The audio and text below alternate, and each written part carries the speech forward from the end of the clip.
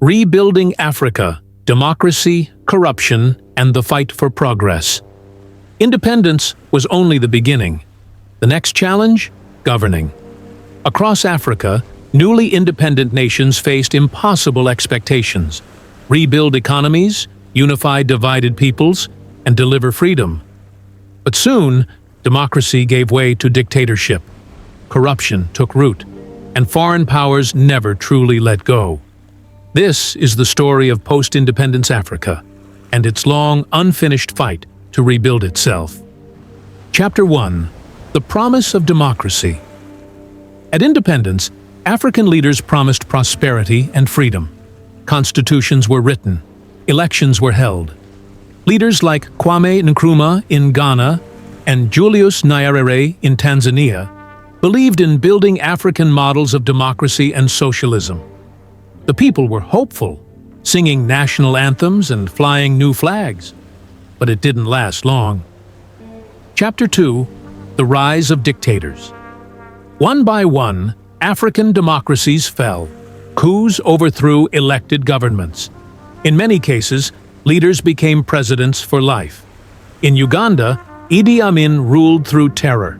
In Zaire, Mobutu Sese Seko looted billions. Across the continent, corruption and oppression replaced the dream of freedom. Foreign powers supported many of these regimes for their own gain. Chapter 3: The Cold War in Africa. During the Cold War, Africa became a global battleground. The United States and the Soviet Union used African countries as pawns. In Angola, Somalia, Ethiopia, and the Congo, wars were fought with foreign money and weapons. The cost was paid in African lives. Instead of building peace, Africa was trapped in someone else's war. Chapter 4: Corruption and Stolen Wealth. Corruption became one of Africa's greatest enemies. Leaders enriched themselves while citizens suffered. In Nigeria, billions from oil revenues went missing. In Kenya, public funds built palaces instead of schools. A report once said African elites had over $850 billion hidden in foreign bank accounts. Africa wasn't poor, it was being robbed. Chapter 5: Civil Wars and Internal Conflicts. Independence didn't stop violence. In Liberia, Rwanda, Sudan, and Somalia, civil wars tore countries apart. Ethnic divisions, colonial borders, and poverty fueled brutal conflicts.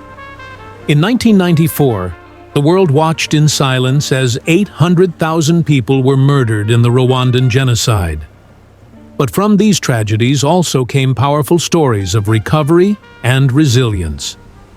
Chapter 6: The Fight for Reform. By the 1990s, a new wave of change began.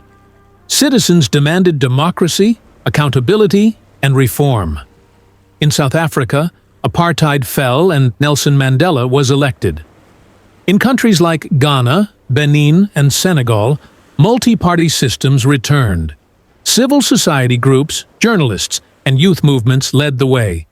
The people were speaking again, and this time, the world listened. Chapter 7: Africa Today. Today, Africa is a continent of contrasts. Some countries are thriving, others still struggle. There are free elections and military coups. There is innovation and inequality.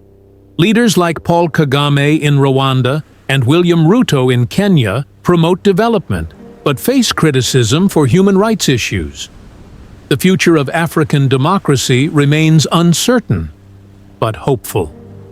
Chapter 8: The Role of Youth.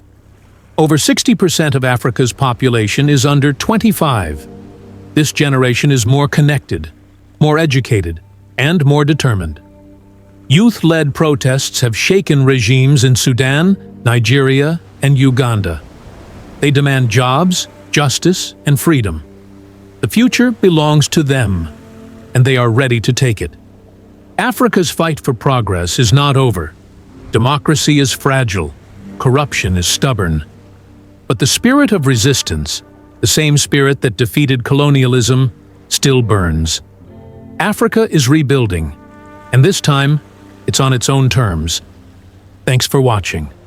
If this inspired you, subscribe and share it with others who care about Africa's future. In our next episode, we explore Africa's economic powerhouses, from tech startups to agriculture, and how the continent is creating new opportunities for its people. See you there. Africa is rising.